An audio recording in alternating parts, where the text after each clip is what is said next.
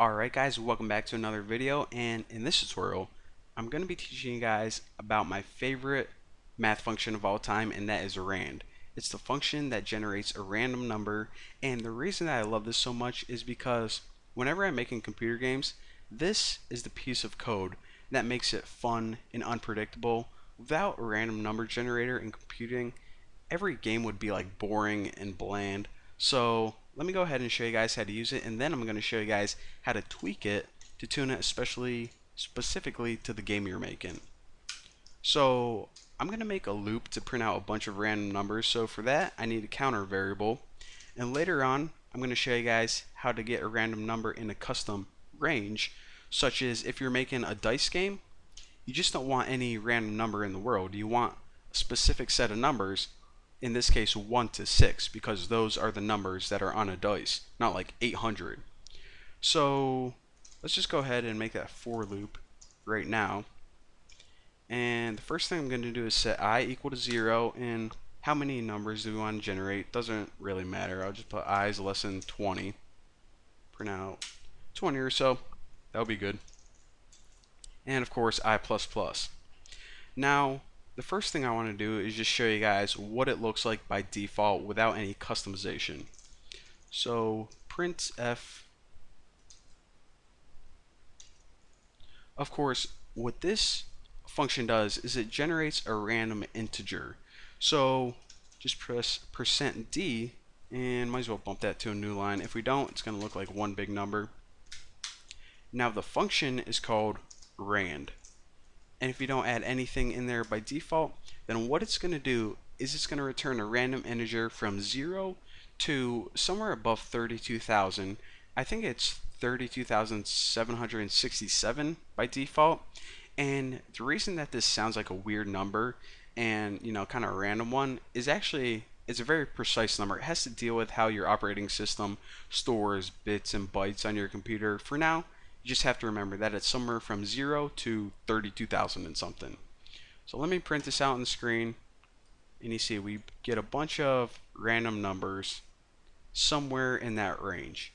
Pretty cool, but like I said, we typically just don't want a bunch of random numbers. What we want most of the time is just a range of numbers. Like I said before, you're rolling a dice. Whenever you're rolling a dice, you want the numbers 1 to 6. So how can we take this function, which gives us the range of 0 to 32,000 and something, and make it only output 1 to 6? Well, I'll show you guys how to do that right now. So take this dice roll and plop it down there, and the equation for this is going to be parentheses, and in those parentheses type the function rand. Now right after this, hit modulus 6.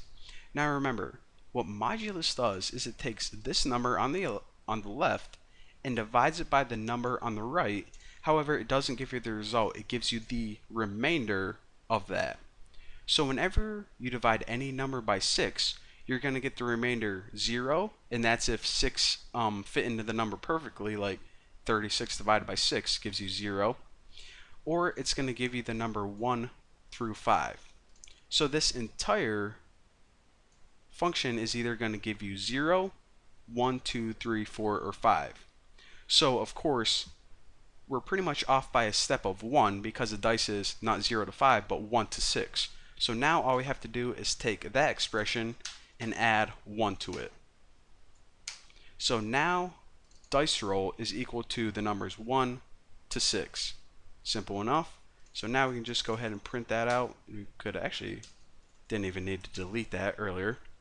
But %d, kick it to a new line, and dice roll is what we want to print out. So again, run this bad boy and check it out. What happens now is it prints out, and actually, do we have no 3 in here? Cool. Oh, there's a couple. How did I miss those? Right in the middle. But basically what this does is it prints out somewhere in the range of 1 to 6. So if you want to have any kind of dice game, then this little formula would be perfect for it. So again, the only other confusing thing might be this right here, because I think it was the first time we actually used that modulus operator in a useful function. But for now, here's what I want you guys to do.